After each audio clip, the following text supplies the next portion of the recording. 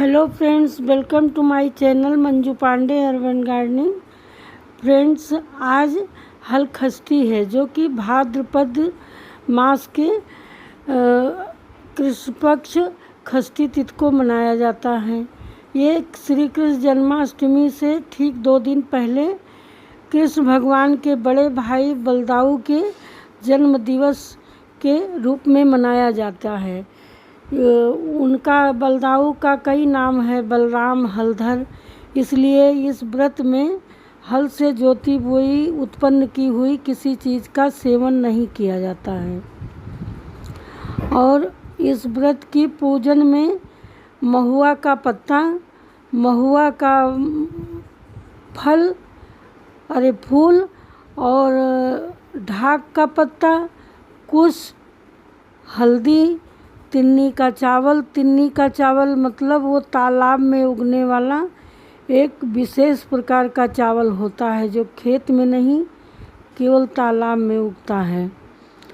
उससे इसकी पूजा की जाती है। इसमें किसी भी ज्योति बुई चीज़ का उपयोग पूजन में भी नहीं किया जाता। और भैंस के दूध की दही जमा के दही का भी पूजन में शामिल किया जाता है। पूजन का नियम, व्रत वाले लोग सुबह से ही व्रत रख के और इन सब सामग्री को इकट्ठा करके और पूजन किया जाता है। कुश का पेड़ होता है, प्लांट, उसमें 6 गांठें लगाई जाती हैं। फिर उसकी भी गांठों की भी पूजा की जाती है, व्रत लिया जाता है। उसके बाद इसकी में कहानी कही जाती है। और उसके बाद खाने पीने का नियम ये है कि ज्योति बोई चीज़ कोई ना खाएं। और मखाना तालाब में हुई, कोई पानी से में उत्पन्न हुई या पेड़ पौधों से, जैसे छुहारा, कोई भी ड्राई फ्रूट हम खा सकते हैं। और बाकी नमक खा सकते हैं, भैंस के दूध से निकाला हुआ घी खा सकते हैं। ये सब चीज़ें खाई जाती हैं। उसके बाद इस व्रत को नियमतः किया जाता है। और इसके लिए इसमें एक पौराणिक कथा है कि भगवान श्री कृष्ण ने उत्तरा जब गर्भवती थी तो उनसे इस हल षष्ठी का व्रत करने को कहा था। तो उत्तरा ने इस हल षष्ठी का व्रत किया और विधिवत पूजन किया। उनको पुत्र रत्न की प्राप्ति हुई। तब से लोग कहते हैं कि ये व्रत प्रचलन में आया है। और फ्रेंड्स, इसमें नारी का साग और तिन्नी का चावल, जो मैंने बताया कि तालाब में होता है, वो बना के नारी का साग और तिन्नी का चावल खाया जाता है। घी नमक भी खाया जाता है, दही भी खाई जाती है। नारी का साग हम लोगों के यहाँ उसको किरमुआ बोलते हैं, कहीं नारी बोलते हैं, और उसको इंग्लिश में वाटर स्पिनिच बोलते हैं। इसको मैंने खुद अपने यहाँ गमले में लगाया है, एक बड़े से पॉट में।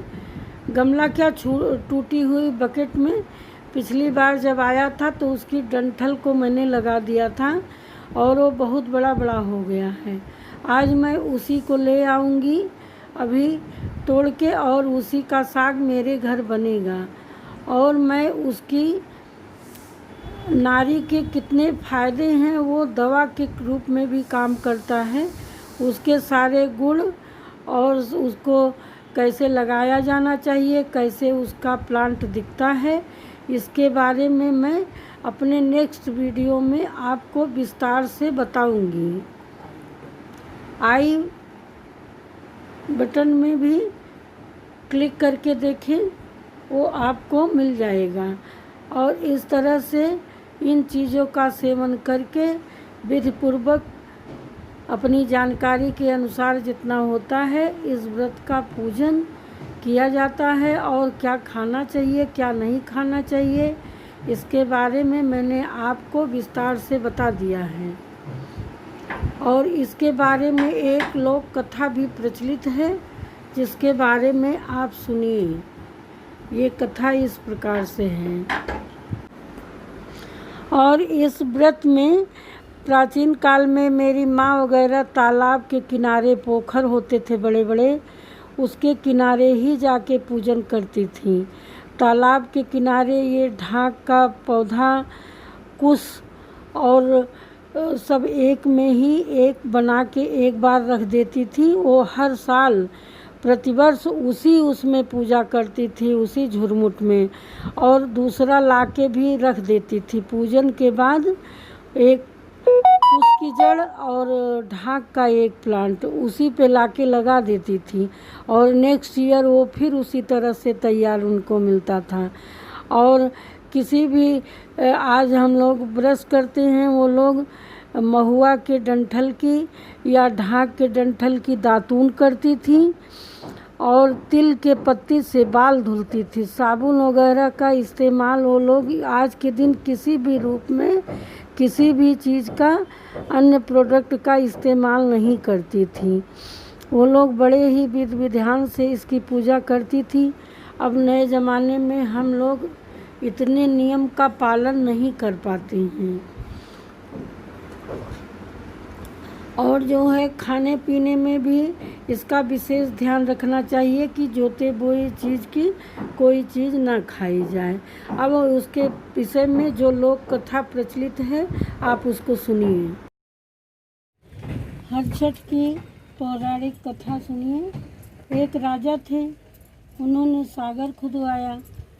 बहुत प्रयास के बाद भी उसमें पानी न निकला। बहुत सब परेशान हुए।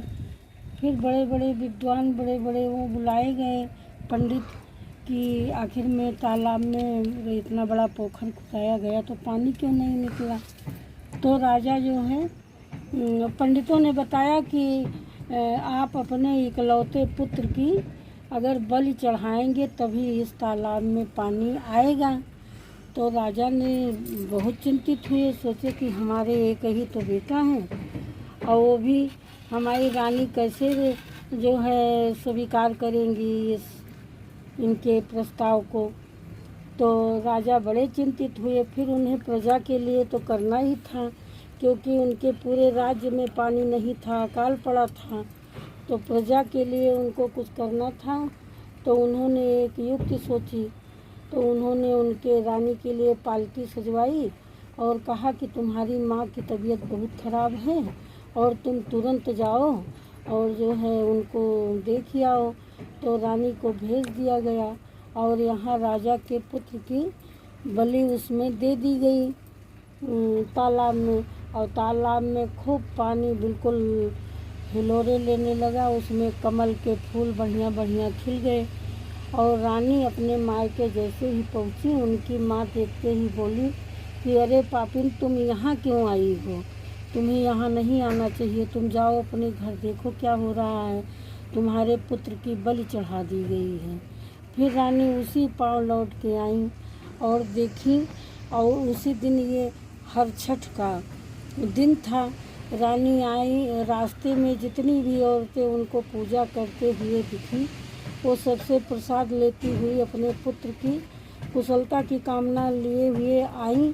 और पहले वो घर नहीं गई, तालाब के किनारे गई। उन्होंने देखा कि कमल के पत्ते पे, पुरैन का पत्ता जिसे कहते हैं, उस पे उनका बालक खूब बढ़िया हाथ पैर से खेल रहा था और बढ़िया बच्चा स्वस्थ बिल्कुल जैसा वो छोड़ के गई थी उसी तरह।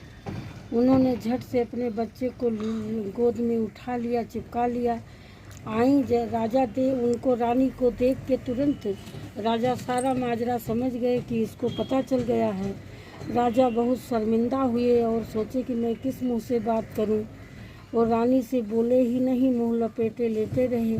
रानी ने कहा, उठिए, जो आपको करना था आपने किया और जो हमें करना था वो मैंने किया, लेकिन छठ माता ने हमको फिर मेरा पुत्र वापस कर दिया है। देखो, राजा पुत्र को देख के बहुत हर्षित हुए और जिस तरह से हरछठ माता ने उनकी मनोकामना पूर्ण की, वैसे सबकी करें।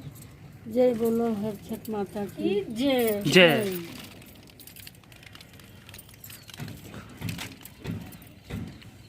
कहते जब उत्तरा गर्भवती थी तो कृष्ण भगवान ने कहा था उनसे हलछट का व्रत रहने के लिए। हाँ तो कहते तभी से हम लोग तो पुरानी कहानियाँ जानते तभी से हैं इस व्रत की जो माई वाई परंपरा का कहती आरंभ थी। हुआ है।